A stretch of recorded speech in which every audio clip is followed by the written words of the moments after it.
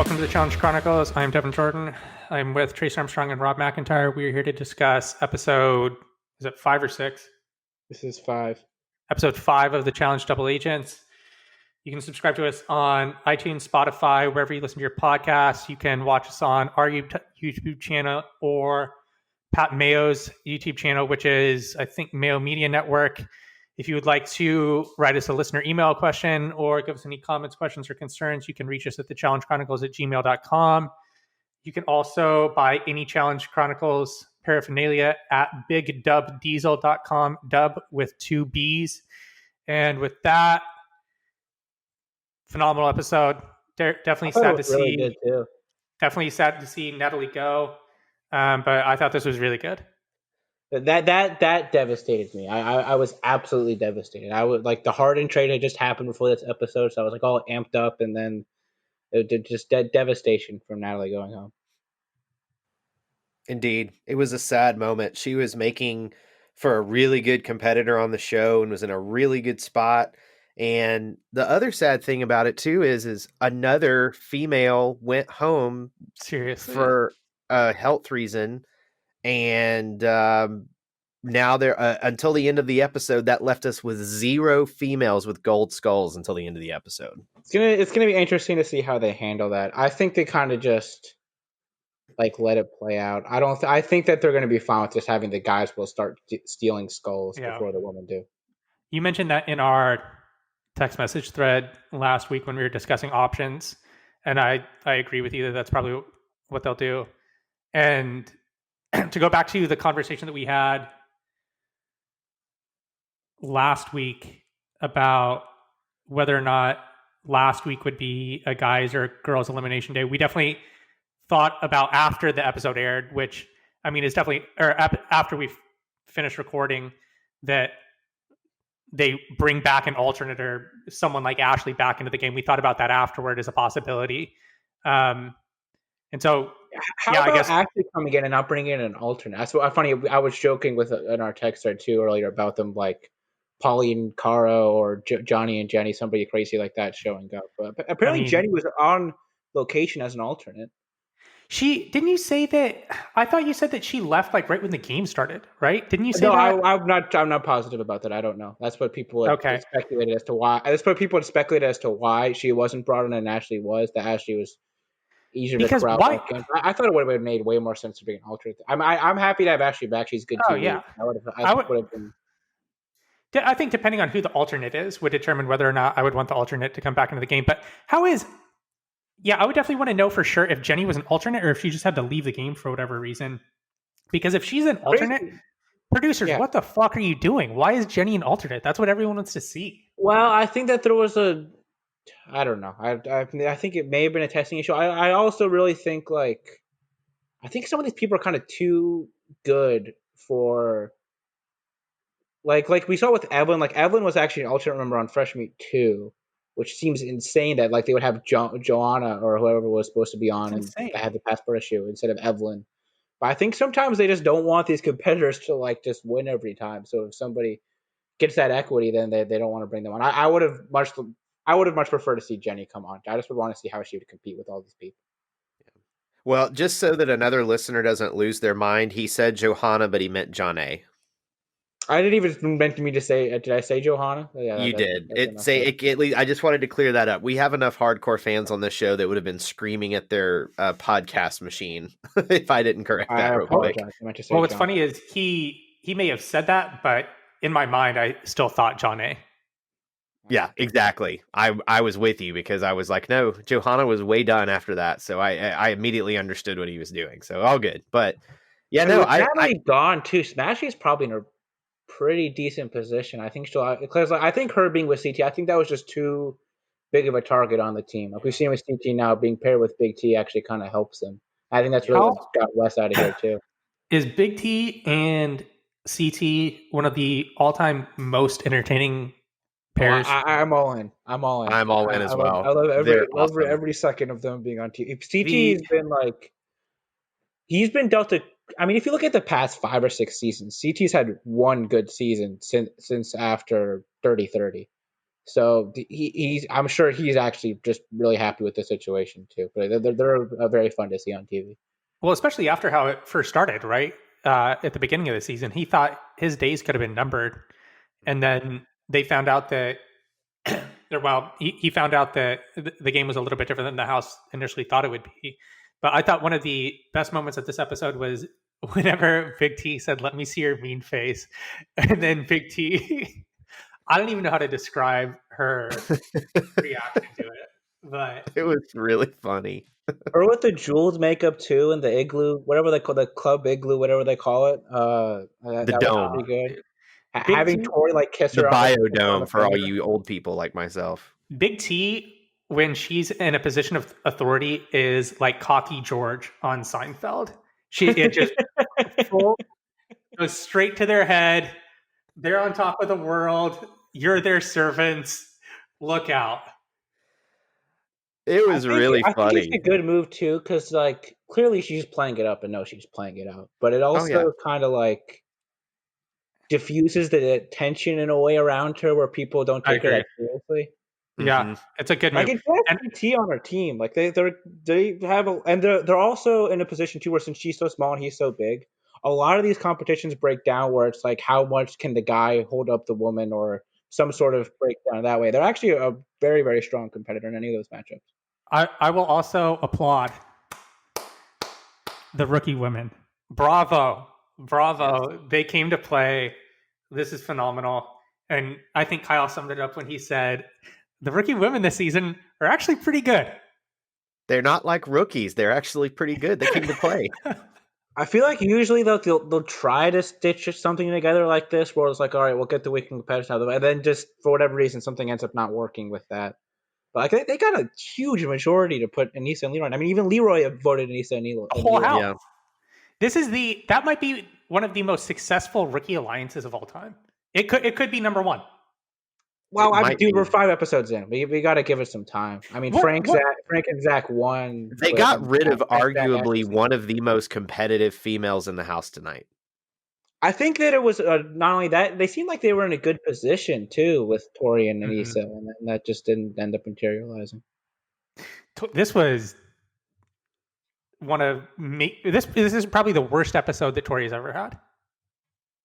Yes. She had it bad. I felt she was getting ragged on a lot, and she's kind of become just one of the cast members that people like to dunk on a lot. I felt kind of bad for her. She just was getting how many confessionals did Devin have ragging on Tori this episode? A lot.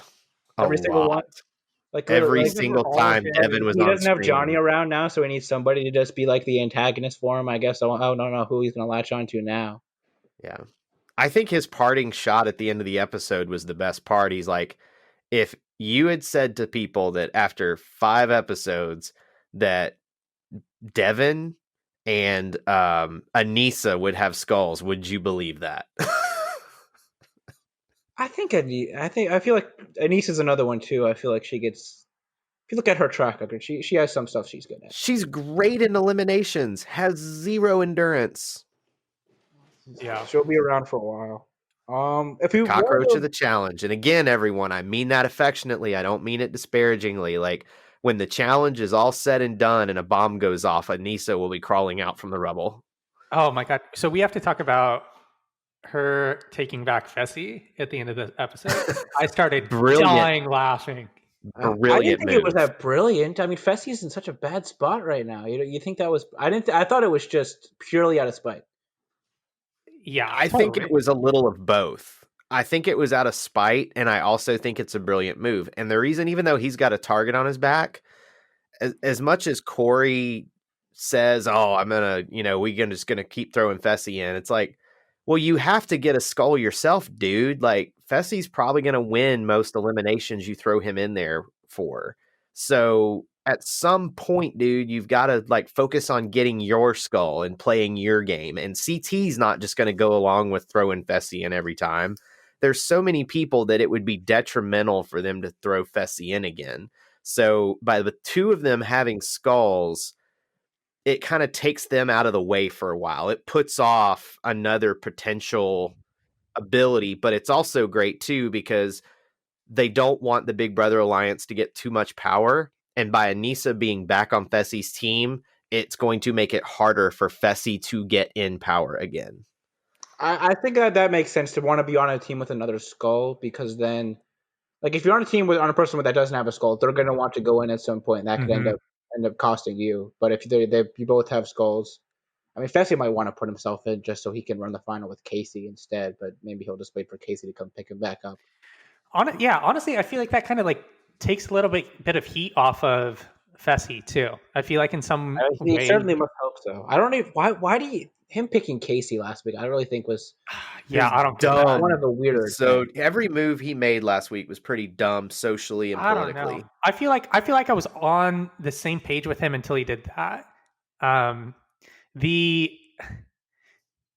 Did either of you notice that Kim and Josh had the same confessional outfits this week? Yes, I did notice that. It was basically the same one Fessy was wearing before. It's the rock with the black sweater and the chain. The turtleneck. That's what I'm telling you, man. They've got a budget, and there is just a trunk full of secret agent clothes in the confessional booth that they pull on before they do their thing. When we do our first YouTube video, all three of us, that's what we're wearing.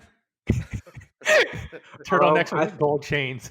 Wes was saying that it does happen a lot where their outfits will get mixed up, so sometimes people will trade out. Like when you bring outfits to show, you're not necessarily coming back with it, and people will just kind of move outfits around sometimes for fun. Yeah. Do you think they actually traded out? Like they had to have, right? It was the exact same outfit for all three of them. Yeah. Well, what's interesting, that's one of those like hidden secrets of the challenge that they don't talk about a whole lot. But I remember, I think it was Bananas doing an interview once. They don't do their own laundry. Like production has people that goes in and gets their dirty clothes and they just wash it all.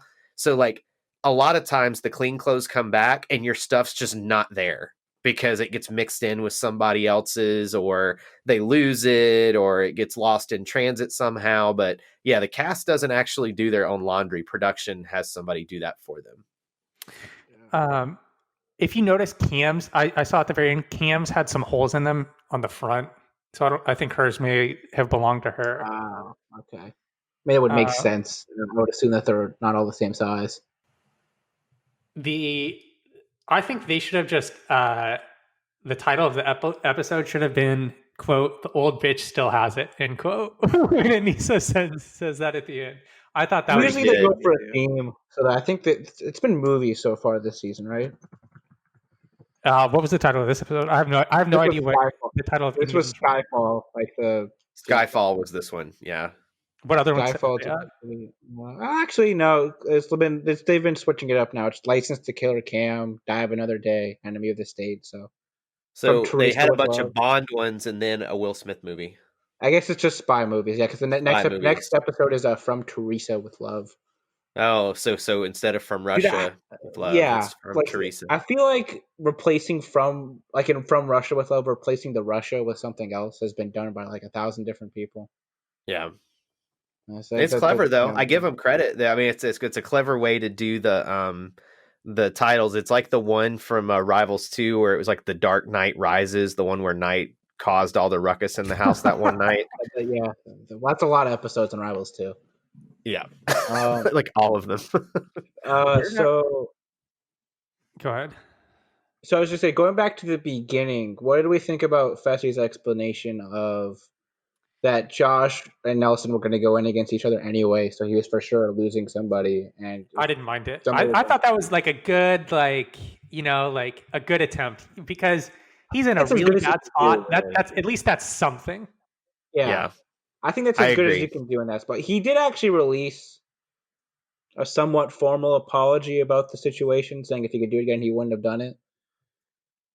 I still think overall, even game-wise, specifically, it was a bad move. I don't think he's in a bad spot necessarily. I just thought his spot was like an A before he did the move, and now it's more of an A-. Yeah, he was in a really good spot before. He's in a really good spot now. Because at this point, how many men have skulls? Three. And the other two are Kyle and Devin. Yeah, so they're definitely on the chopping block before him for people have to start stealing directly from somebody. So what are the odds that Kyle and Devin have skulls by the end of the season? Both or one? Yeah, both of them still having skulls at the end of the season. Like 10%. That's a low number, isn't it? Like, I give Kyle a better chance than Devin. I just feel like that if there's a skull steal, they're throwing Devin in when they get the chance. Well, if you can just steal somebody's skull straight up, I don't think well, they would actually, do that. what do you think is the optimal play in that spot? Like, if you say you're picking between these three for whatever reason, whose skull would you want to steal? Fessy's. Yeah, but then that puts Fessy back in the elimination bracket, and then that could That's be bad fine news though. later. No, you mean- maybe it's you mean if you to go in, if you can just into outright elimination steal with? a skull. Let's say you guys possess the mind of Darrell, let's say, and you beat Corey in elimination. You know, however far down the line, and you can choose between these three people who to steal from. Who would you take? Probably Fessy. I agree. I think it's Fessy if you're like right up against the final, but if it's enough before, I can see where stealing from Fessy, like putting him back in the elimination circle. Like you're not worried about Devin being on a vengeance tour against you. You're a little bit worried about Fessy. But see, I would want to run the final against Devin. See, that's the thing. No, I know. Not That's what I'm saying, that just right up Devin's a bad competitor. It's just I have a better shot of beating him than I have beating Fessy. And we don't know that Fessy's going to be able to get thrown back in. Like, yeah, he's eligible, but if the politics are against him, he might not get another opportunity. So to me, you have to take that risk. I think you just have to look. It's going to be very, very situation dependent. So we I think it's have- going to play differently depending on the time. We probably have 10 more episodes before the final. So there's Oh no, it's 19 episodes this season.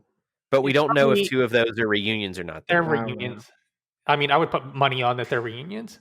Both of them. So but that would still be 17. That's still Like, I 12 guess more you're assuming- episodes. Yeah, but there's going to be 2 episodes for the final. Oh, we don't know that last season was only one. It wasn't even a full one. Are you sure the second to last Yeah, one? remember last season we were complaining so much because they're the first third of the episode was them at the club. Yeah, you're right. Like nothing happened in that final. That was a terrible final. Oh, That's why it was only one episode. It wasn't a great final. The entire winner of the season came down to one 10-minute segment. It's Well, that and on the second day they cut out apparently a half day's worth of final. yeah, because the weather they was have so them bad. play like the smack the bell and the elimination. It's all a disaster. It was terrible. Where does that rank in all-time worst finals? That should be an episode we do. That is a They good could episode. I definitely do think we saved that. here's the top 4, here's the bottom 4 type thing. I think that would That's be in really the bottom. easy. That's in the bottom 4. Let's do the bottom 4 real Well, quick. we'd have to do right? we'd have to do a cutoff. Where are we cutting it off at? What do you mean cutoff? No, there's Well, no we can cutoff. compare to the Inferno. No, it's all in play. It's all in play. You have I to would hold agree. it within context. I think it's Gauntlet 2 is by far the worst. It has What- to be the what else? worst.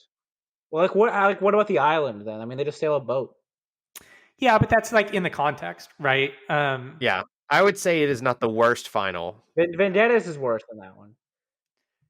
Yes, for sure. I would say like yeah, definitely Gauntlet 2 is the worst. I would put Battle of the Sexes 1 next. The one they ran on the one's beach. That was terrible. really bad. It was so Well, bad. like that's what I'm saying. A lot of those early ones are really like the first Battle of the Seasons one is pretty bad. You can see like people at the beach resort sitting behind. Yeah, and that's why I say it's bad. Like if you put Battle of the Seasons in context, it's fine. Like at least it was competitive and things What were about going on. Sexes Like 2 Battle of the is most- Sexes 1 was a What about blowout. Sexes too? Sexes 2 at least was interesting and it kept with like a theme of like Rainbow Six. And they and need to go stuff. back to that and have Mosley show up in the secret agent outfit. That Didn't was they- funny. Didn't they like jump out of a plane in that one too? Or am I thinking? of Yeah. something? jump out They of a plane and, actually like, made hack them them. sleep That does overnight in like a bunker and then they took them to a plane and when they landed their final started. That they jump out of plane. How many finals have they jumped out of a plane? They can't do that. They At already do least that 5 or again. Trying to keep it 6 ready. because it was Dirty 30, Battle of the Seasons 2012, Battle of the Sexes 2. So at We least need to give 3. We need to give the producers of the challenge a hotline to us so they can call us and be like, hey, so we're thinking about in the final doing a mission where they run it in the middle of the snow and jump up and try and ring a bell. What do you guys think? And we can be like, what the No. fuck are you guys doing out there? No. We should. The one thing we need to set up is have like I don't know if a quiz show would be the best way to set about it. So some sort of function where it's like the three of us and maybe like Logan or somebody competing against I've four of thought the about producers. that. Yes, that's what we need. Where there's Um, a trivia. You mean like a trivia one? it could be trivia. It could also, I could think it could be trivia. It could also just be Doesn't like he what already they do think is a good idea versus what we think is a good idea. that? Oh, I know what you're talking about. So they kind of do this. Rob has a podcast and does this for Survivor. They do it like once every few years. They don't do it very often. But Fishback and him will take in requests from listeners about ideas that they have for the show.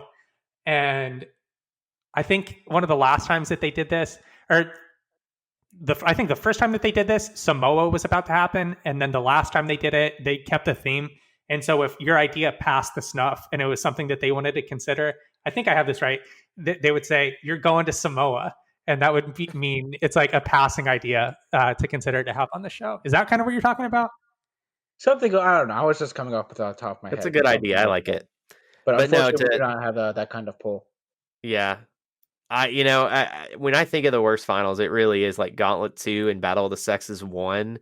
And I feel like the rest of them are just, they're fine. I hated Vendettas. I was legit upset after the final. I was angry. Yeah, it was pretty bad. Yeah, after Vendettas, I was really pissed. War of the Worlds 2, I thought was bad, and I don't know. it was definitely more. I felt like it was fine. I felt like that was fine, actually. I didn't have a problem. The weight with distribution was bad. How they structured the checkpoints was bad. And the 10-minute advantage is bad. They can't keep doing that. I know, but they do that a lot on finals. What issue do you have with the weight distribution? Because everyone got it. No, what was unfair was the U.S. team had the extra weight for competitors that weren't still carrying that object that had the extra weight on it. What do you mean? Explain. So, like, both teams were restricted to exactly 4 people carrying. What was it? Like, what did they call it? I don't know. Whatever it was. But they added more weight on for each extra person, and also wasn't adjusted for the weight of that person. So they were in a huge disadvantage for having more women on their team who weighed less. And then also, all these people, there's more weight on their thing, and there's not any more people carrying it. Well, they could all switch out more and take more rests. Yeah, I'm fine with that. The checkpoints and switching out. Fine with that, though. I was not fine with that at all. I thought that was ludicrous. So they could only have couldn't the people off to the sides carry stuff too? They couldn't carry anything that was on that thing.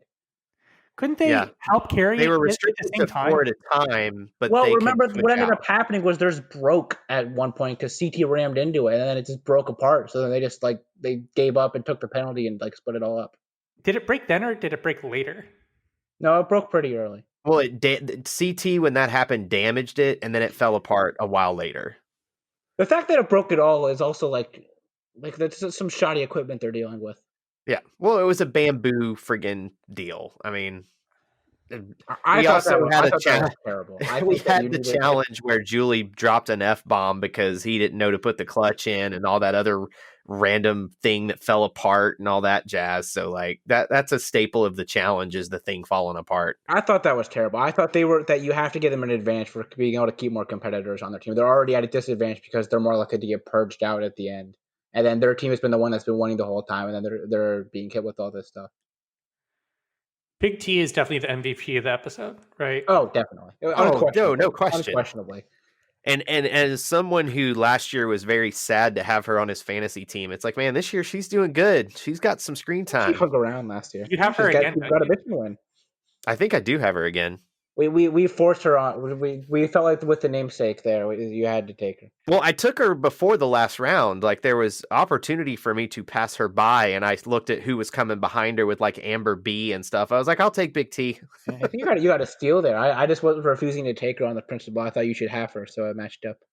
There you go. I mean, I'm very happy with that because she's had a good season, and now she's paired with CT, and heck, she won a daily. So, man, between confessional, screen time, performance, I'm feeling really good about that late round pickup.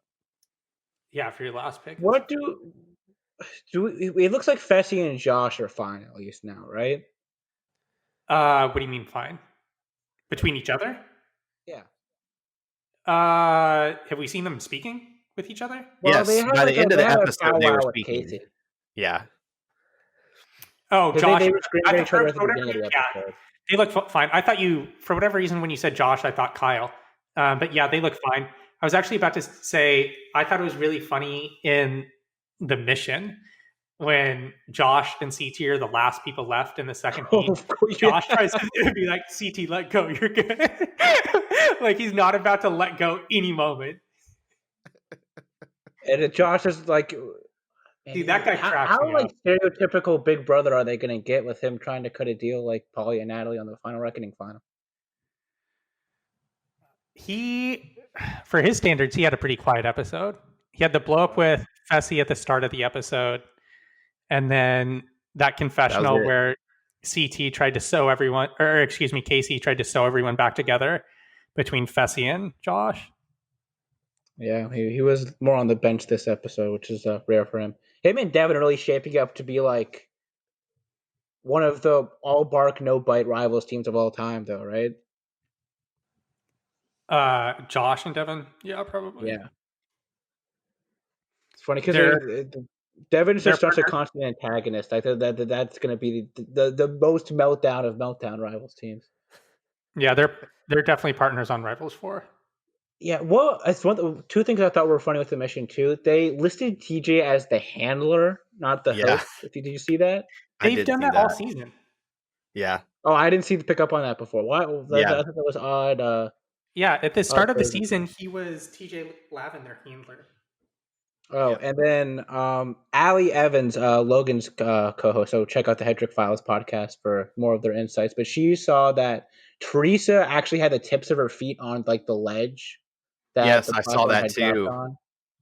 Yeah, like it wasn't enough where that was keeping her up by herself, but it, every little bit helps, I'm sure. It was taking some of the weight off of Jay, her being able to touch the tip of the deal there. What do you think Mosley would have done there? He'd have blown the whistle and DQ'd her. Mosley would have been like suspended off the side to make sure everybody was following the rules. Wearing a flashlight, one of those like dad flashlight hats with it turned on. He would have had Mosley suspended off of a drone, like hovering on some like. Do you know what I'm talking about? Like being held up by rope. He would have had like a hoverboard. You know, like if you're playing like Mario Kart and you like go off the edge of the map. Oh, the cloud guy with the fish. Back in. Yeah. He would have been like hanging off that. Do you think Mosley would have had one of those like 1920 pilot hats on too? Do you know what I'm talking about? Oh, for sure. Definitely. Yeah, like the leather strap hats. Yeah, definitely.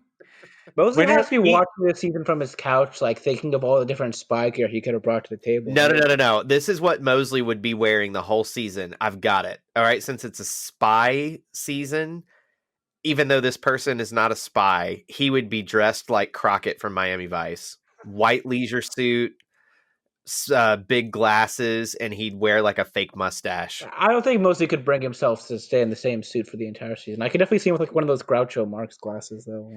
You know how when you go to baseball games, there are people that watch the game and keep score of the game. Yes. I don't Mosley think people does the do that equivalent of that for the challenge. Mosley probably wants my job, doesn't he? It's like the fancy points tabulator. I think the person that actually owns the website that you do that for is actually Mosley, and you just don't know it. Oh my gosh! If my boss is actually Johnny Mosley, that would be quite the surprise. Side note: I was scrolling through the MTV Challenge Reddit earlier. Speaking of host, and they were showing Dave Mirra get shut down by the whole cast for a high five after they win the final on Inferno 2. I completely never noticed that before until someone put it on Reddit. And it's literally like Darrell and them are winning and they're all hugging and high-fiving. And like Mirra keeps putting his hands up for high five and the cast just looks at him and goes back to celebrating with each other. I was like, oh, what a burn. With the Devin Tori thing, like, why did he pick her if he's just trying to ditch her constantly? I don't know, dude. It doesn't make sense because now he's going to get he had his chance to get any partner that he wanted, and now he has nothing. It doesn't really make sense. I don't know. Like I think it makes perfect sense at the moment. Odd. It's like it was almost like he was just doing it for he's been partnered with her. Every single confessional is about how much he hates her, and then now about trying to get rid of her. Like, I mean, that couldn't be what they're showing. I mean, the show doesn't have the time to make everybody into a dynamic character when there's this many characters in this little airtime. But like, it was just weird. He could have had Cam. He could have had Lolo. He could have had Casey. He could have had anyone he wanted. He could have had Anissa. Because like now he's in a spot where, I mean, he could like if he could. Well, I'd have to think about it more so in terms of how it would end up working. Because if he's the rogue agent, He's not eligible for elimination next week. no, that's good for him. But doesn't that mean there has to be a guys elimination next week? Yep. Okay. Yeah. So he's safe for the next cycle. So I don't think it's necessarily a bad thing. And the other thing that I think it Why is, don't you think he's eligible for elimination next week? because the rogue agents aren't eligible to be picked because they don't know ahead of time whether it's a guy or girl It elimination. was And weird since to he's let the him be rogue picked when agent, Nicole wasn't in the game. Are we Right? When he went up to sure? Are we sure Yeah, that they that's a haven't. rule? but see, when Nicole wasn't in the game, he wasn't a rogue agent. He was just a partnerless person who got called in. Whereas now, as the rogue agent, he is exempt from participating in the next challenge, and he is exempt from being picked. He has to be exempt, or else they could just manipulate it where it has to constantly be one gender of elimination. Yes, exactly. Yeah, You know who knows the they answer to have this? Who? Mosley? Mosley. Well, I think you can't let them do that. That you just be manipulating it constantly. I just I think then, agree. but he's gonna get stuck with the at least not the best partner because hypothetically speaking, the other like he gets the last pick on that group because The whoever move wins was the to take elimination Cam, gets the first right? pick. I think we're all in Yeah, I think agreement you about just take that. Cam. The I only think he's still reason in the that you best could spot. argue against taking Cam is eventually she's going to have to go in and get a skull, Yeah. and you put yourself at risk if they decide to do a swerve and both of you have to compete, or it's actually a guy's week when they thought it was a girl's week. Like, it's a risk if you have a skull, it almost behooves you to pick a partner that already has a skull, Yeah, just because they similarly are going to try to just stay out of elimination. because then you'd be similarly incentivized. But I think that does make sense because like now Anissa and Fessy can just be like, look, we're going to keep our heads down as much as possible.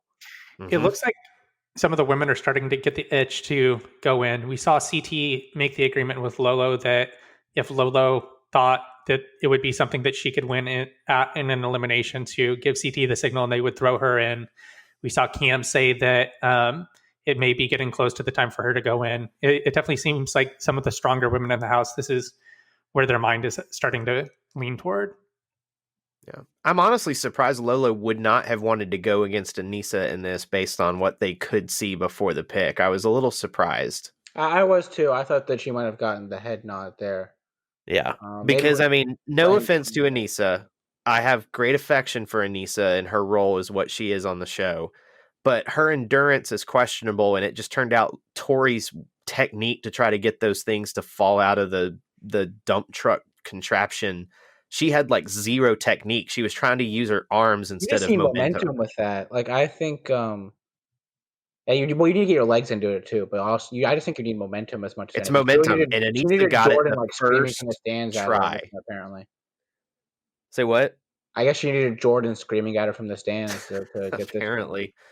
But it's one of those things where I feel like Lolo would have known momentum and would have smoked Anissa if they'd gone one-on-one. But I mean, who Nisa knows? did fine. I wouldn't. I would have. I mean, look, I would have picked Lolo in that matchup, but you never know. I mean, and she did fine, but she almost lost too because Tori was only 2 behind her by the end. That was crazy. I That she feel like caught up on that. I feel like that's an elimination that we really needed Jeff Probst narrating. That's kind of the Survivor You need a special, constant right? narration on that one. Where I don't agree. think they'll That ever was do very that. much a Survivor game, what we saw. one of the contestants really struggles. Jeff Probst tries to insert himself into the scene and motivate them to continue. They finally accomplish it, and then they almost come back and win. Yep. I do despise these eliminations where they have luck as a relatively significant factor of just if you throw it through the right square, then you get it. Whereas if you don't, then it doesn't work out. I mean, I think there was some more skill there involved. No, there was definitely skill involved. Like this wasn't as bad as some of the other ones, but like they've gotten in the habit of doing these more seemingly lately. I would just prefer look, just take them all. Just like you have to throw it through all of them and not through just the 13 you find. Wait, so they just had to hit any 13, right? No, there Right, was but some there that were were only blocked out. 13 of those that you could bust through. Oh, really? Yes. Oh, that's stupid. I don't like that at all. I agree. Yeah, I hate that. Like in that same, they did the same thing with West versus Johnny last season and Smashley versus D. Like just almost any of those eliminations, you can do it in a manner where you don't have to have luck involved, but they just continually choose to do that, which I don't like at all. Yeah. Let's. Were those medicine balls, by the way? I don't know what they were. They seem pretty heavy though. Do you think the lighter gray ones were a different weight than the darker gray? Yeah, I think that they had different weighted medicine balls because Anissa kept going back and get the small one and kept heaving it instead of grabbing any of the big ones. So my assumption is they were pretty heavy medicine balls. Do you really think that was the best technique to turn around and then throw it over the back of your head? For the higher ones, I think yeah. Because I think it's kind of difficult to get it up that high, kind of like over the head, like an over the head pass. I don't know. Well, it depends on what kind of workouts you do. I do wall balls at my CrossFit gym all the time. And so I'm used to throwing a 20-pound medicine ball, 10 feet in the air. So for me, it's much better to almost shoot it like a basketball, go from a squat and push it up. But Anissa doesn't strike me as someone who does wall balls at home. Do you think Big T is trying to angle to be on Survivor when she said that she wants her vote to be a blind side and then stares at the camera and then winks at Jeff Probst? Yes. I think, well, she's from Shipwrecked, which is like, to call it British Survivor is not accurate, but like British show on an island where politics are involved. Have you ever watched it? I mean, I've watched clips of it for like scouting purposes. What's the premise? Did not make me. Well, each season there's the kind of weird. There's like two different teams, and then they switch back and forth between the teams, and the goal is to get as many people on your team as possible. So there's like a tiger island and a shark island or whatever, and then I don't know. It was somewhat of a hard premise to keep track of. It seemed a little overcomplicated. There really isn't like I don't know. I could be wrong about this. What do you think like the third biggest reality competition show is? Or is there one right now? After what? Survivor and the Challenge? I don't think those are the two biggest. I would think you would. I think it would be Survivor and Big Brother. I think Big Brother. Yeah, I forgot about Big Brother. I think, yeah, well, the Amazing Race still draws. Well, Amazing Race does not have those, like singing talent shows. Like Amazing Race is like a reality. I feel like all the time. Sorry, go ahead. Well, like would the Masked Singer fall under that bracket? No, I think that does decent rating. That's a variety show. That is not a reality show in my opinion. What's the most popular singing show right now? I don't even know. Masked Singer is probably the most popular. No, there's gotta be like what the the hell? Voice, American Idol, What X the hell Factor. is Oh no, what's the one? The Voice. The Voice is the one my wife is obsessed with. What is going on the Masked Singer? Like, what is the premise of this show? I see commercials for this and I have no idea. Okay, it's like so they grab a bunch of random celebrities and dress them up. D-list celebrities like Johnny Bananas would fit perfectly on this show. But then they like Wayne Brady won one season, and then they dress them up, and then they do their song, and then the judges select the one who loses, and the one who loses has to be revealed as a celebrity, and then of course it's like the athletes get funneled out first, and then they eventually work their way. Like Rob Gronkowski was one of them last year. Antonio Brown was one year, and that was before all his public fallout, which didn't sit well. Tell me the situation has been on this. No, but he's definitely in the casting pool. He's definitely in the casting show. pool. Yeah. The most shocking one.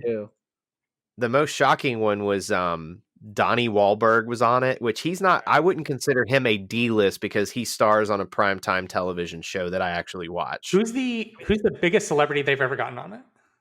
Mickey Rourke. He's big. Academy Award winner. Right? But how long ago did Mickey Rourke win an Academy Award? 8 years ago? It was a while ago. No, he got nominated for The Wrestler. He didn't win for The Wrestler? No, he should have won, but he was nominated. Oh, that was such a good movie. What year was that?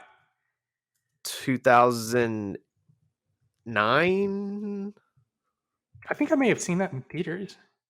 Okay, tell you from as the youth correspondent of the Challenge Chronicles podcast, I would say Raven Simone has a higher Q rating amongst my demographic than Mickey Rourke. I would agree with that, but the show trends. The largest audience apparently is 40 and up. It's in the Dancing with the Stars demographic. like Joey Fatone was on it. T-Pain was on it. T-Pain won the first season. Yeah, Lil Wayne did it too, I think. Was Lil Wayne on it? Yeah, Gronk was on season 3. Because I watched last season's just because Tony Hawk it was on it. airing. Man, Lil Wayne first out. Well, that's a bad show. Yeah. He Yeah, it wasn't good. I watched it last year because it premiered like at the start of the pandemic, and so it was one of the like few things on, and we're just stuck at home, and so I wound up watching it. I have not watched the new season Lil Wayne yet. listened to Drew Carey and Tony Hawk. Barry Zito finished 4th in that season 3. Yeah, the kangaroo from that season, Jordan Woods, who is listed as a socialite as her occupation. She does not have a Wikipedia page, which does not seem like what they're going for. So yeah, so like I said, it's D-list celebrities. Now, but to answer your question, I think it's Survivor 1, Big Brother 2, and then I think you could make an argument for the challenge at 3, just because I think The Voice is more popular than the challenge. But see, I think that is a reality variety show. It's not like, I mean, it's a competition. It's very different, but I think it's hard to. I mean, if you throw The Voice in there, I would actually say The Voice is more popular than Survivor and Big Brother. Yeah, The Voice I could say is number 1. How many? Because the day after The Voice airs, my social media feed is full, and it's like all the housewives and that kind of thing that watch that show. Oh, The Bachelor too. What are we talking about? The Bachelor. Oh gosh, yeah, that would be number 1, right? With a bullet. Any Bachelor show is definitely with a bullet. The Bachelor and Bachelorette. People are screaming at their microphones right now. Yeah, we're a bunch of dudes. I'm sorry, we don't really watch The Bachelor. I don't know if I've seen more than 5 seconds. I don't know if I've ever seen like a. I don't think I've ever watched a minute. 4 episodes of any Bachelor show I can get into. Bachelor in Paradise, I can get into it at any point. But it's not that great. First 4 episodes of Bachelor or Bachelorette are very entertaining because it's just. Is it like the old VH1 shows? Is like the old what? VH1 shows like Rock of Love and Flavor of Love. Is it like that? Yeah, but like it takes it. Bachelor in Paradise is more in that vein. The real Bachelor, Bachelorette definitely takes itself much more seriously as it goes on. The first 4 or so episodes, there's a real budget on those shows. And it depends who the cast is. Sometimes you'll get a decent, like, gimmicky cast when you have, like, the Chad or Corinne when they were on. That was great. But, I don't know. A lot of times it's just, like, it just takes itself way too serious. And you can pick out the winner of those shows very easily, too. All right, let's get slightly more on track. Let's talk about the most recent updates to the speculated cast for the OG season. I'll go over them quickly. So we have some updates since the last time we talked about this. For the women, Arissa Hill, Katie Doyle, Road Rules the Quest, Kellyanne Judd, Real World Sydney, Ruthie, Real World Hawaii, Trishelle, Real World Las Vegas. Then we have Ace, Real World Paris, Brad, San Diego, Derek, Road Rules Extreme, Big Easy, Fresh Meat, Mark Long, First Adventure, Shocker, Cyrus, Boston, and Yes Duffy, Semester at Sea. I think Yes is the most surprising name on that list. Yeah. Yes is definitely the most surprising. But I also think the weird thing overall, I feel like a lot of these cast members come from different like points in the show. I'm not even sure how much of a relationship they have with each other. And it seemed like something like this, it's supposed to be sort of in like a reunion, like we're getting the band back together sense that I think would be lost with a lot of these people. Yeah, I think Brad and Derek fit that mold. Big Easy to me is the standout of like, why is he on this show? I mean, we know why he's on, but like, I know why, but I would definitely prefer a lot of people over his spot. Do you think they're struggling to get people to come on and commit? No, I don't. Why is Yes on the show then? Because he's a real OG. Like, he's the OG of an OG. He is the very definition of an OG on the show. Why is who? Timmy not in that spot. Yeah, I know. I don't get it. He could be, though. They haven't been able to confirm yay or nay whether he'll be on it. There's only there's 12 people total, 6 and 6. That's not even 12. It's don't we have like 2 weeks left before they have to start the filming starts early February, from what I've heard. The start date is like the 1st or 2nd week of February. And they go into quarantine late this month? Like right now. Like sometime in the next few days, they're in quarantine. I don't know. I have no clue what to expect with this. Like, I feel like you guys always talk about like you have such concrete ideas of like how this is gonna play out. I have absolutely no clue.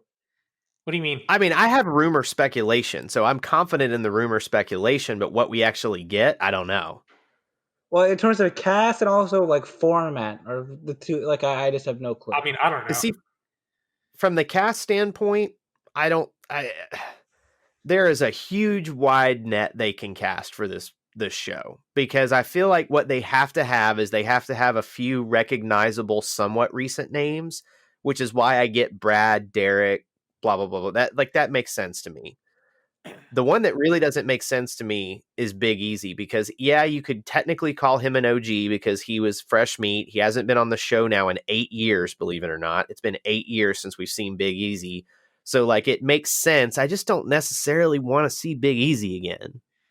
Was Adam Larson on this list last time we talked about this? No, He's on the speculated list. He's not been confirmed or denied. He's never been pushed up like the more positive bracket. I think this woman he is now. He's in the up in the air now. The woman's cast to me is where I think they need. Well, they only have 5 of them, so it's gonna be more. None of the people they have there are bad. I think Coral, like we talked before, she to me is the tier 1. Yeah, needs to be on this cast. Coral and Beth are like 1A and 1B. Julie, then I think like a Julie should really be on this. So in the same way that Veronica somewhat up there as well. They don't have any heavy hitters, and that's I feel like that's what it is. To transition back into this season. This season has had a lot of like good to really good episodes. It doesn't have any of those like Tony Vlachos episodes from like last year of Survivor, we'll like that Tony episode. We'll get one. It doesn't the have one like where that Tony pitched the perfect game. It doesn't, or the one where Rob, what was the episode from Total Madness last year where like just chaos ensued for 90 minutes? What happened again? There was the episode where that like bear blew the fire. Yeah. And Ashley and Maddie had like a 2-second alliance where they have an alliance, and the next scene it crumbles, and then Ashley loses to Dean Elimination that episode and is like screaming at Wes on the way out. But like, or like the season before, my God, the Benedict Laurel episode where the US team like screams at each other. Like, dude, that's like there's a few. This is one reason why I do enjoy the show so much. For me, every season has at least one episode where you have like you're just locked in. There's like an adrenaline to the episode that it's not equitable to anything else on TV. And like, I'm confident we'll get one this season. We'll get at least one episode right. It might be next week. For Survivor, those really start to happen after the merge, like after the merge. And most of the time it happens, they'll have a random back-to-back 2-hour episode at some point late in the season. And they normally, I feel like I could be wrong about this, but it seems like they try and like group those together when they know there's going to be a ton of action going on.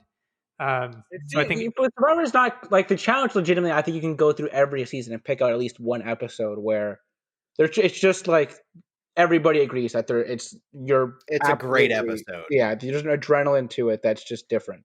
I don't know. Survivor, I don't think it's consistent like that. I don't know. I think there's one per season, but I think that just comes. I think that just speaks to kind of like my enjoyment of Survivor compared to yours. You know what I mean? Perhaps, but I don't think like a season like Philippines, which I watched somewhat recently. It wasn't even a bad season, but it never had like that episode like that. I know what you mean. So do you think there's one in every single season? Do you think there's one in every single down episode by episode as much as I do the challenge? So do you think there's one in every single season of the challenge? Yes. I mean, over the past few seasons, I would say. I would be going back a little bit farther than that. A bit different. I would say that every single season had one of those type of episodes, and I feel like you even go back to what's the season we hate? Battle of the Sexes 1. The episode with Puck and the machete and all that stuff is just so. It's not like an adrenaline, like oh my gosh, this is insane. I was thinking more about recent seasons. I think going back that far, it becomes. Maybe a season like Rivals 3, if I looked at it, would be harder to pick that out. There's one. No. See, having rewatched Rivals 3 recently, that one episode where Amanda loses her mind and there's just 40 minutes of people screaming at each other and Nelson trying to calm Amanda down. It's a great episode. The episode where Camilla and Tony get into a fight's like scary from that season. That one is like scary. Battle of the Bloodlines has like the episode where Abram's brother goes up against Stephen Thomas's brother, and like that's a crazy episode. Yeah, and then just the whole fight about the congratulations, your dad has a bakery. Yeah, That's the first the two most episodes are bizarre. The first couple episodes of Bloodlines are really good. And then like X's 2 there's a few episodes in X's 2 I would say, but like the episode where like Naya starts gets into the screaming fight with Nani is sort of up there. Free Agents has like a 4-episode stretch almost that fits that bill. The episode where Bananas comes back is one of those types of episodes because the look of just utter defeat on Wes's face is priceless. Like him, when they found out that there was a separate game going on, Wes's face turned because he knew it was Bananas coming back before it happened. Like he knew it. And when it happened, it was priceless.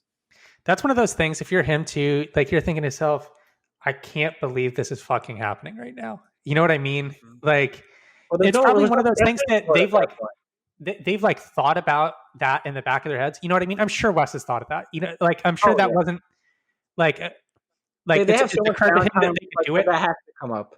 Yeah, it's occurred to him that they could do it, but it's another thing for it to be happening right then. And the person that it affects most on the entire show is you and what's going to happen to your future. Well, it's the only person that it affected negatively too. Even Teresa was allowed to come back. Poor Wes is the only Teresa got to run the final with Leroy, which is like, dang. Leroy. Quite frankly, I think she and Leroy were probably better physically matched for the final than her and Wes were. Oh no, I think her and Wes win that final. There was so much swimming in that final. Oh, that's true. I forgot about that part of it. And like Leroy's not like he was actually pretty good on the War of the Worlds 2 final. I think he really kept the U.S. team together as much as they could have been kept together the first part of it, but he struggled in other finals. Yeah. So I mean, I feel like it's fair to say like there, especially like the first season that I think back on that doesn't like have one of those episodes that just is straight fire to me is Cutthroat. Like Cutthroat's a solid season. The episode where CT comes in. Yeah. Oh God, sorry. With the backpack. How do you leave that out? No, that's a complete episode too, because you have that part of it. Also in that episode is the mission where Derek. It's like the Riot Shield mission. Oh yeah, the Riot Shield thing, the King of the Mountain. It's also the episode where Sarah and Laurel plot with the blue team to try to throw the mission so they could get Kara put in, and then Abram like sniffs it out. That's a really good episode. That definitely. Never mind, I was completely wrong. I had forgotten about that. So yeah, even then going back further, I mean, Ruins has good stuff. Fresh Meat 2, there's 3 really good episodes on Fresh Meat 2. There's a lot of good Fresh Meat 2. All right, let's get back to the season a little. So what do we think happens for the men next week? Under the pretense that it's a men's elimination day, do we think someone's hard to say on the topic block? It seems like these politics just keep shifting so much with people switching teams constantly. Yeah, I feel like there are some people that we can point out and say that they're in a good spot, and some other people that are in a less good spot. Leo is pretty much invisible, and it seems like he's doing a great job at this point. He's especially on the guys' side. Like the guys seem to have, like the woman. This episode clearly there was more of a divide between like Torian and Issa specifically, and then the itty bitty little committee or whatever they call themselves. But with the guys, it seems like it's moving around a little bit more, and there's like the big brother people kind of on an island, and then Leroy who has like some ties to Darrell and Corey, and then Devin and Kyle are kind of off by themselves. So there's a little bit more fissures there. And like Leo, Michi, and Nam just haven't even been brought up yet. Did Michi even get even a piece of a camera this episode? Because like he did. Yeah, I don't remember. He was also one of the people that was sitting out in the lawn chairs when Josh and Corey started to go at it, and then Fessy and Corey started to go at it, and then Josh, of course, inserted himself into the situation as well. Imagine I thought it was Josh hilarious how Fessy called Josh out and said that Josh didn't actually want to go in. Because that's the rumor. Like, that's the That's what thing is, Tori like, said, somebody too. was saying, like, Corey was saying before last episode that on camera, he was all like working himself up to go in, but behind the scenes, he was doing everything he could to not go in. Can you guys at least acknowledge that the show would be less entertaining without Josh on it? I'll give it that. Well, it's hard to say what they would be airing if Josh wasn't on it. Like, it's not like I enjoy his content a ton. Really? I don't know, dude. Like, It depends on the situation with him, but for the most part, I would prefer them to devote time to other stuff. Well, I know, but they're not gonna devote it to the stuff that we would want to have it devoted to. You know what I mean? Yeah. I mean, maybe not. That's what I'm saying. I don't know what that screen time would go to necessarily. Otherwise, this season I have. He makes the show entertaining. I really did not enjoy him being around, but other seasons he's been fine. He's at least going to get in there and like shake it up, at the very least. No, he's not going to shake it up. What do you mean? That's exactly what he did, even with his like 3 minutes of airtime this episode with Fessy. I don't think what he does though affects the game. I think I'm not talking about like that. I'm not talking about affecting the game. I'm just talking about the social dynamics around him. Okay, yeah, he definitely shakes up the social dynamics. That is like, for sure. People are going to be aware that his presence is there. The cameraman certainly will be, at least. All right, we need to have a show as part of this. We need to bring on a guest who really is into Big Brother, and he or she needs to come on here and try to explain how the hell this guy won Big Brother. I asked this on Reddit a few days ago. We should ask my friend that I have. I sent another message to him last week because I sent him a message and I listed out all the people that are on this season from Big Brother. And I said, knowing as much as you know about Big Brother and what little you know about the challenge, who do you think would do the best out of these people? And guess who he said? I would say he's going to say Amber. No. Casey? No. I don't know. Lolo. I didn't know she was included. Oh, that's right, because she was on Big Brother. Okay. Yeah, well, she was Celebrity Big Brother. I wasn't aware that was in the fold. And then I still need to respond to him because he responded to me. Over Casey? That's interesting. Yeah, I mean, we could have him on and talk to him. He would probably be a good resource. I just want to understand. I posted it a few days ago. It's just like he was paired with Russell Hans basically at the end. How did he get there though? Because Russell Hans thought he'd be easy to beat because he's banging pots and pans around everybody.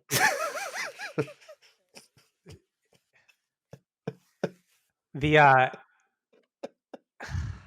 I want to see Russell Hans on the challenge now that you've said that. I want to see stuff like that.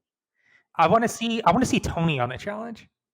See, maybe that's what the OGs thing should be. They can have challenge people versus like random old people from Battle of the Network Stars kind of thing of like the OGs. Yeah, but like that's how you get like if you want like big names from other reality shows that aren't in challenge shape, that's how you do it. Yeah, you could have. Wow, I'm all in on this cast. By the way, thinking about that, I need Katie Doyle, Coral. And I need Russell Hans all battling for a win. God. Wait, so how many? You don't think Tony would do well on this? How many people on the cast? Dude, he's nowhere close to the shape that you would need to be on this. How old is he? Early 50s. So on the people that started, on the people that started the season for the men, he would still not be the worst person physically. Yeah, he would. No, he wouldn't. He's better than fucking Joseph Allen, dude. He's better than Joseph Allen. How old is Joseph Allen? Joseph Allen's like in his mid-20s? Are you kidding me? Tony is in his 50s. He'd be able to whoop his ass, dude. Oh, I don't think Tony could win a final, but he could get far in the game. I think that is possible. I think he could get carried a little bit. I think he would be unbelievably out of his element. I don't think so. Yeah. I think but he's also a double $1 million. He's won $2 million on Survivor. I just don't really feel like he would do the show. $3 million. Oh yeah, he won $3 million. I forgot. I forgot he has won $3 million. Shoot. There's no way Tony. If Tony was on that would not work out well for Tony. I mean, he's got $3 million. So how bad could it be? Well, but after I'm saying, taxes, like, it's he about would, like, there's no 750. way he would be able to beat anybody in anything. Yeah, I I know think Tony 47. is in great shape for a 50-year-old, okay? Yeah. He's in phenomenal shape for someone his age. The problem is that on Survivor, you can get away with strictly a social and political game and win the show. Like the challenge at some point, you have to be physical. I think he could probably he can probably beat Michi and Leo in an elimination too. I don't know about Leo, man. I think you're underestimating Leo. I don't. I don't think he's going to win. I don't think he's going to win the show, but he's a pro wrestler. Dude, He he would be like picks up throwing his dudes. back out on that elimination they just did. Trace, are you ready to make a bet on Leo? Who do you want? Who would you be taking him against? I see. All right. So, what is the bet? Who lasts longer, Leo who lasts or longer in the person game, X? Leo or someone else? Who will you give me? What are the people that you will give me? So, like, where does Leo fall in the pecking order? Because it could be that we're just saying the same thing. You know what I mean? It could be that we like have him Yeah. calibrated around the same area, and it's just. I put him. He would beat Michi. Yep. I would put him. All right, hold on. I got to look at the rest of the cast. I would think we're put probably him saying the same thing because you and I are normally pretty aligned on that. I would pick him over Devin depending on the elimination. I feel like it's closer if it's a puzzle for Devin, but if it's physical, Leo's got Devin. I even think depending on what the game is, he could beat Josh. I think he could beat Josh. Depending on what it is. But if Josh has not shown any level of competence in elimination. Exactly. Josh is yet to win an elimination. So until Josh actually wins an elimination, I just it's hard to a blind squirrel can find a nut, but it's still a tall order for me to pick Josh in an elimination. It would have to be a certain elimination with the right person. The day that Josh wins an elimination, it's going to be like Game 7 of the finals, Euphoria. You know what'll happen is I'll crack open a bottle of bourbon and be drunk by the end of the episode. It's going to be Steven from Battle of the Seasons. You think? You think Big T was on get Cloud the inner council together? you think Big T was on Cloud 9 this episode? Wait till you see Josh win an elimination. Dude, he would be like a rooster with his chest poked out and talking around. He would be like walking around with a drink like he's 7-time champ Johnny Bananas. Like, oh my God, the episode after he wins an elimination will just be a shit show. What are the odds on him obtaining a skull this season at some point? A skull? He actually has to go into elimination to do that. It's just, gosh. There's some people that I would take him over. I would take him over Michi right now. Yeah, I would take him. So, like, on average, I would probably take him over Michi, Leo. Who would you take between him and Devin? I think Devin is just so much craftier than Josh. Like, Devin's beaten Wes and Johnny in elimination. Like, and I mean, obviously, those aren't eliminations are physical. He's also shit the bed in elimination too. So Devin? You know he's had some good. Yeah. What was his worst elimination performance? The Battle of the X's. He wasn't around Battle of the X's. Battle of the X's too. He was. Devin? Yes. No, he wasn't. His first season was Rivals 3. Was it Rivals 3? Well, he did not have a good. He got eliminated, then brought back in the game, and was. But that was not his fault at all. Cheyenne was horrific in that elimination. She was, but that was not his fault at all. He could not carry a partner. He can't carry a partner, dude. No, okay, sure, but he wouldn't be with a partner in any of these eliminations. Fair. Hypothetical, we know maybe there would be a partner's elimination at some point. Who did he lose to in Vendettas? He gets purged out in Vendettas. He's been purged out a lot. He's gotten purged out in Vendettas. He was purged out in 30-30. Final Reckoning, he just Corey, slammed into the ground, so he's gone. Yeah. Huh. So I think I think I would take Devin over Josh. Josh's best elimination performance so far is when he was with Amanda on War of the Worlds 1 and they got kind of gypped by production when they were working their way up with that pole. Yeah, I think I would take Devin too, probably, now that we've talked it through. But I definitely think there are in the same area. Don't you? They're in the same bracket. Like Leo, Devin, Josh are all floating in the same bracket. And like, look, we don't know what's going to come up here, but I really think that they're going to go a little bit away from the headbangers for the guys. We'll probably get balls in, I imagine, but then we'll probably get some more of these like I think the last physical one is going to be eliminations, but X Battle. you're not contact. I think you're going to get an X Battle at some point. But they don't usually do X Battle and pole wrestle. Well, they'll do either war is what I mean. Like it'll be We pole already- wrestle we or already- X Battle. Well, I guess it wasn't pole wrestle because it was like with the ring, so we would be in line for pole wrestle. I think we will get some more of the like again physical eliminations that are definitely very physical, but not contact like this one was. All right, let's do the power rankings really quick. Losing wow, we Natalie have to pull Natalie out of this, don't we? Now kill me. It kills me. Oh, so upset about that. Yeah, we didn't really talk about that much. We talked about it before, or did we talk about it that much? We talked about it before a little bit. We need to know what it was. If people want to get more information on that, there was a U.S. Weekly article released detailing Natalie and the unfortunate fact she was pregnant on the show and then suffered a miscarriage when she got back. Yeah, definitely really sad.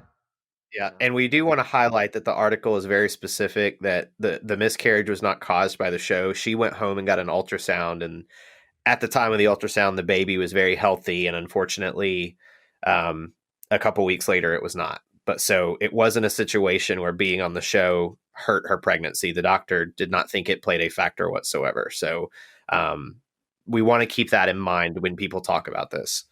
Did Melissa have her kid yet? Yeah, it's like a year old now, dude. Yeah, it's wild. A while ago, man.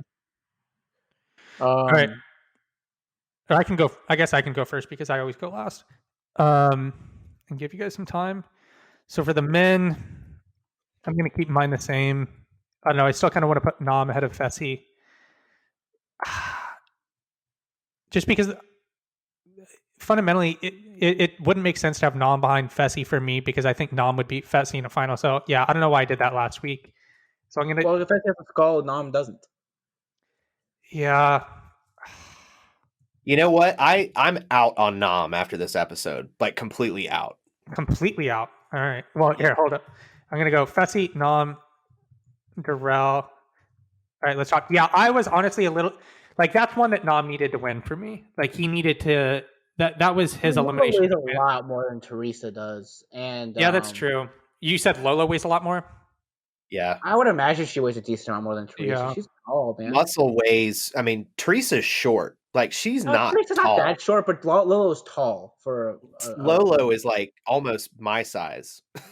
Yeah, Lolo's tall for a girl on the show. I think that probably played. I mean, he showed. He's good. He did good. He's big enough.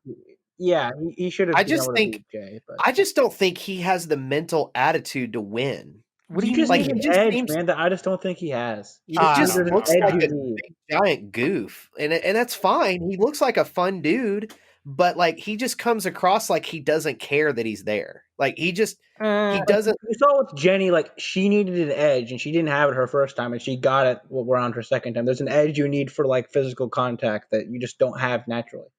Or like not everybody's born with that. Like you just need to show you have that. I don't know. I think he's going to be fine. I think a lot of that is kind of like how he's building relationships with people in the house. I don't know. So this is one of those areas where I rarely do this, but like I'm not on the same page with you. I'm with Rob. Like I just don't think he's got it. The way that he is carrying himself. Who do you want? Pick Dude, there's like 7 people I would take over him right now. Give me the 7. Darrell, CT. I would take Fessy. I would take Corey right now. I would take. That's the one. That's the one I want. Right there.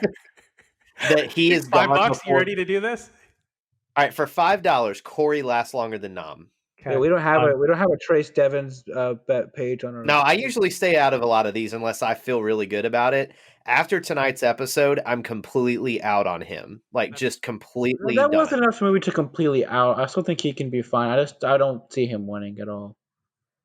I feel like if he was winning, I mean, I know they don't edit the show like they do Survivor, but at least on the challenge, when you go back after the season's over, you can kind of look at someone's edit and go, okay, they might not have had a lot of stories, but they were narrating some stuff and confessions. like the dude, obviously because of his language barrier, isn't doing a whole lot of narrating, and then he's not involved in like anything politically. They don't even show who he votes for when they go in the chamber. So they sound him a few times. I mean, look, a lot of these people we don't have any clue. I think if Yeah. Turbo, they worked into episodes a lot. If you go back, Yes, Really? in hindsight, yes, Oh, he got yeah. a lot That's more go like back and random that's the biggest confessionals. example for me of them specifically editing around somebody who ended We're up winning. also still pretty early into the season, though. This is still episode Yeah. 5. There's still a lot of people Oh, yeah, around. but even in the beginning, they're gonna like not want them to be such like you don't even know who they are. I think he's going to be fine. I can't see him winning. I would be stunned by him winning. All of our bets that we made around Nam and Lolo are resolved except for one out of the 6 that we had. Well, yeah, I Arrogant? had Cam. I definitely have Cam money in there somewhere, don't I? Not that I'm aware of. What? Oh my gosh! I think there was a bet on Cam over Lolo somewhere. No, I don't think I accepted that at the time. Oh my god! I'm gonna go back and re-listen to our episodes, and I definitely had Do Cam it. versus Lolo. Because I monitor this religiously. He does. I feel Can we like add Devin is a Cam versus bookie in Lolo another bet if life. there's not one present? I'll think about it. Yeah, but no, like I will give you that official. I think Corey lasts longer than Nam. I'm in on that for $5. I just don't have any faith in Corey. Like that ship has sailed for me. He was good last season. He can't do anything in the final though. Doesn't matter. I don't think Nam makes the final. Getting there, like I just have a really. You want Corey too, Rob? You want to? No, I don't want Corey. Okay. Rob lost a lot of money today. Okay. Yeah, this was a rough day. I guess we gotta just to catch the crowd up. So out of the bets that we had Rob and I had a Nam versus Nelson bet, which was resolved last week. We had a Nam versus Nelson Hall brawl, which was a push. We had a Lolo versus Tori in overall placing, which was resolved this week.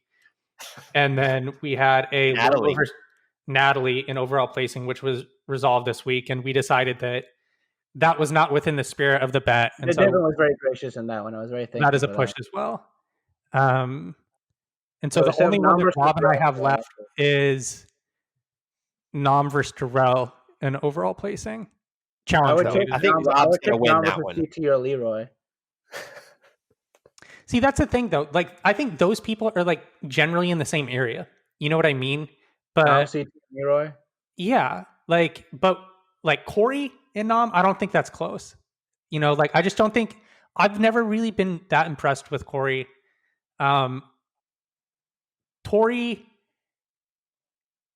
I shouldn't have made a Tori, but I was just trying to find action on Lolo. I know you were. I know you were. I can't believe we don't have a Cam. We definitely had a Cam versus Lolo, but I'm going to go back and listen.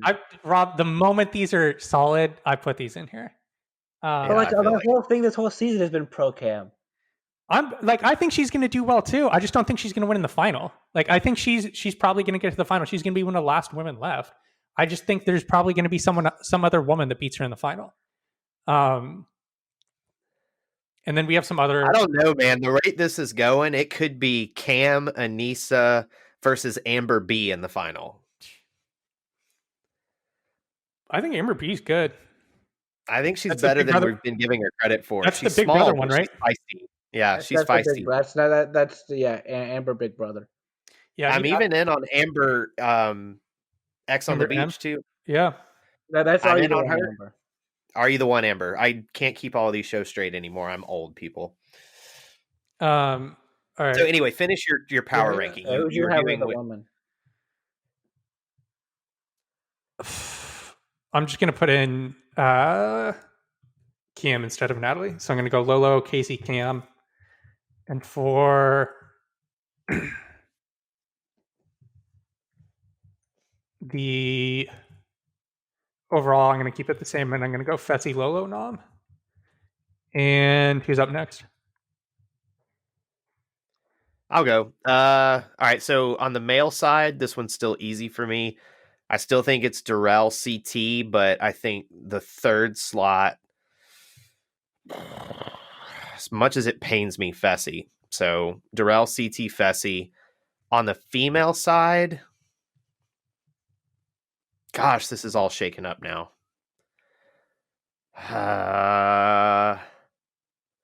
All right, I think I just have to take a shot in the dark here.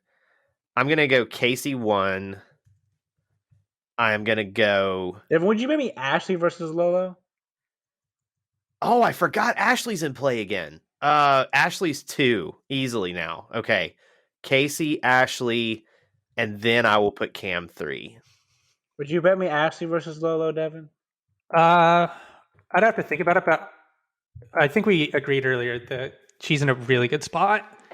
So I'd have to think about that. I think First out and back in. yeah, she's not on anyone's radar right now. Dude, can you imagine if she wins and she's got 3 wins now? 1 with the invasion weird setup. The second one, her and Hunter come in as mercenaries. The third one, she comes back after being eliminated. All 3 asterisks. Golly, I think 3 the wins, first one's 3 not an asterisks, but asterisk she'll on have that $3 one. million. So, you know. Look, every win on the challenge is created differently. To have an asterisk on any of them is Her and Tony Lockhouse. It's hard. Sometimes you just got to be lucky rather than good. And on Final Reckoning, she was very lucky. How much money does she have overall? How much did she win for Invasion? I think she won like what, 250K?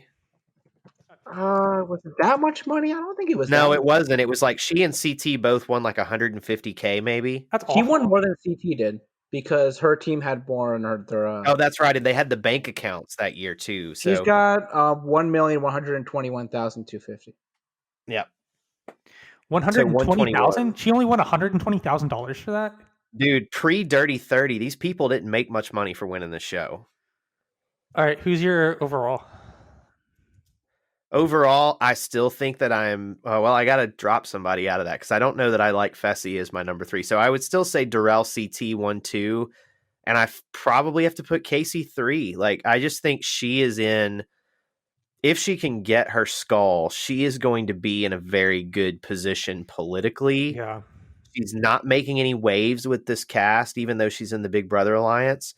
And now that she's got Fessy away from her as her partner again, and she's back to Leroy, she's in a better place. So it's funny how much her and Leroy seem to want to go back to each other after they had been. I can't blame either one of them for that. They just play really similarly, where they just don't want to be involved, like as a face at all. Yeah. So yeah, I feel really good about that. I mean, I think, that's the top 3. If this was like a traditional pair season where they weren't able to switch, and we knew that these pairs would last throughout the entire course of the season, that would be one of the favorites. Yeah, it would have been a completely different ranking. Yeah, but I would have also had CT Ashley as one of my favorites. I would have had West Natalie as the favorite. Oh my gosh!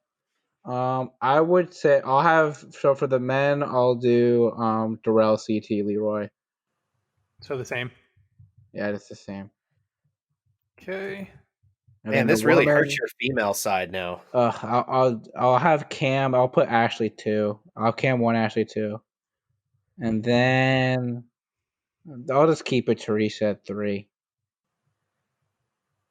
Okay. Casey, I just have a hard time seeing her winning for some reason. I don't know why.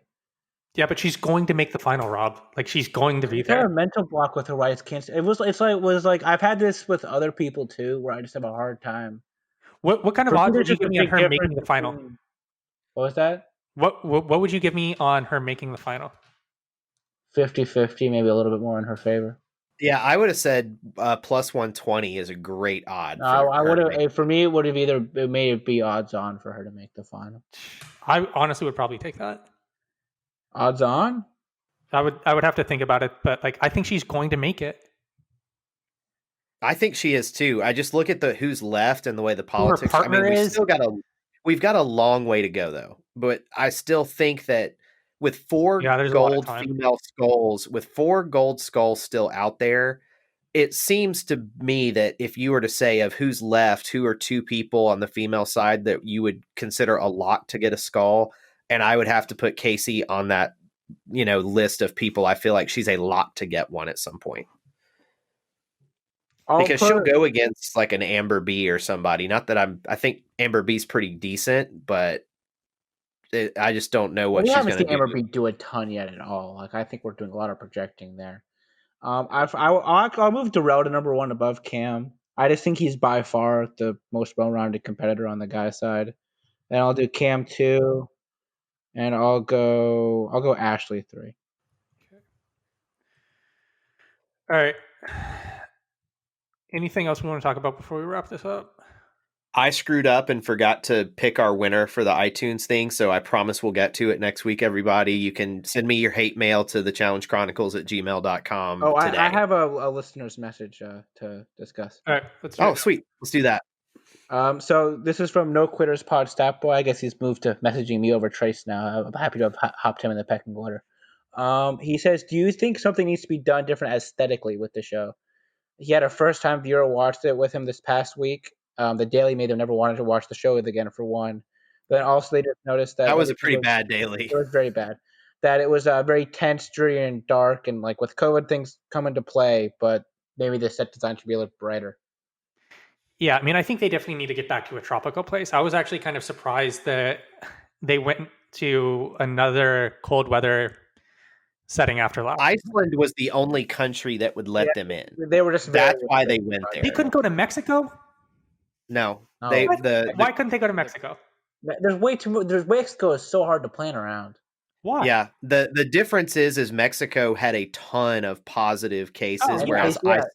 Totally. Iceland had next to none and was willing to work with them. It cost a lot of money, but they were willing to work with them to get the season There's done. a lot more that could go wrong with Mexico.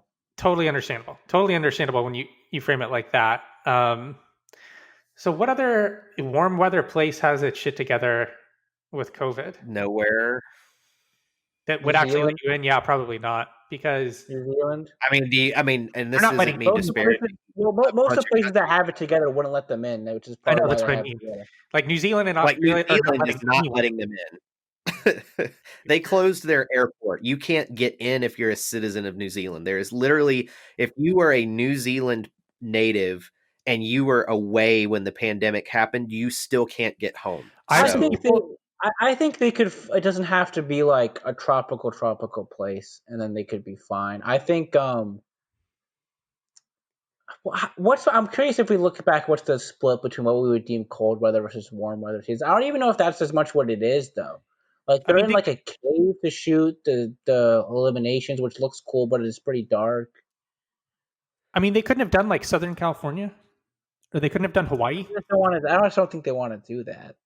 Yeah, I think, but again, I don't even know if it's location as much as like set design and stuff along those lines. This will sound really stupid to this person, but if you think about it, aside from the daily challenge, I think these people mostly just work out and sleep during the daytime. And so all of the conflict, the politics, the stuff that happens is usually at night. And that includes the elimination, the bar stuff, which is included in every episode. That feels like it's stuff. Like, I mean, it's all purple when you're watching it. You're like, that's very hard. Yeah, so like I think a lot of it just has to do is like the events that are interesting to put on TV that are not the daily challenge tend to happen at night, because during the day, like I said, I think they just sleep and work out. Like there's not a whole lot going on if they're not filming a daily or they're not filming a vote. I would prefer a warmer weather environment, generally speaking. Like I think like Namibia for World of Worlds 1 was a really cool environment to shoot the show in. But I think more than that, it's like look, with the show, there's like a few different things that I would say bring entertainment value. There's like the competition, the drama, the politics off the top easily. There's like the comedic moments that pop up every now and then there's like the flash moments. And these past 2 seasons specifically have been very, very heavy on the flash, which isn't really why I want to watch the show. And that also makes it kind of that I think that plays into it as well, where it might look cool, but it can also give like a more darker sort of dreary tone. I think something that I thought about last episode is I think they could definitely change up the camera angles that they film for the eliminations and film it like more like an actual sporting event. I feel like when they do Hall Brawl, we never get a good angle on the collision. Last season was ridiculous with the Nelson Rogan one. That one was shot really poorly. They need to. I would definitely prefer that too if we just get like a cleaner look of what's going on and more like an aerial view. Yeah. wider angle. I think they could benefit a lot from that.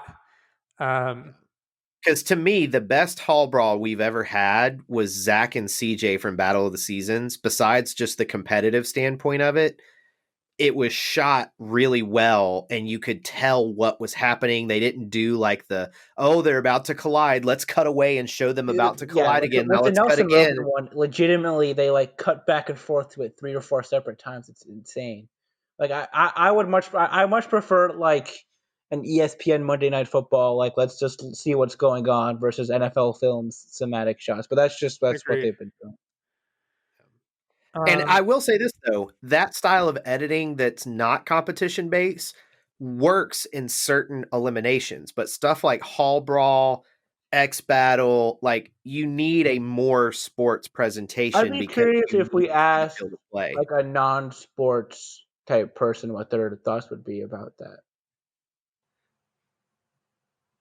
That watches the challenge. Yeah.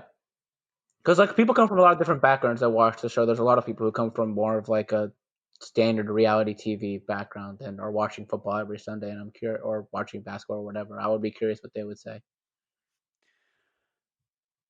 All right. Very cool. Thank you for sending that message in. If you'd like to have your message, us answer your message, you can reach out to Robert Trace on Twitter, or you can email us at thechallengechronicles@gmail.com.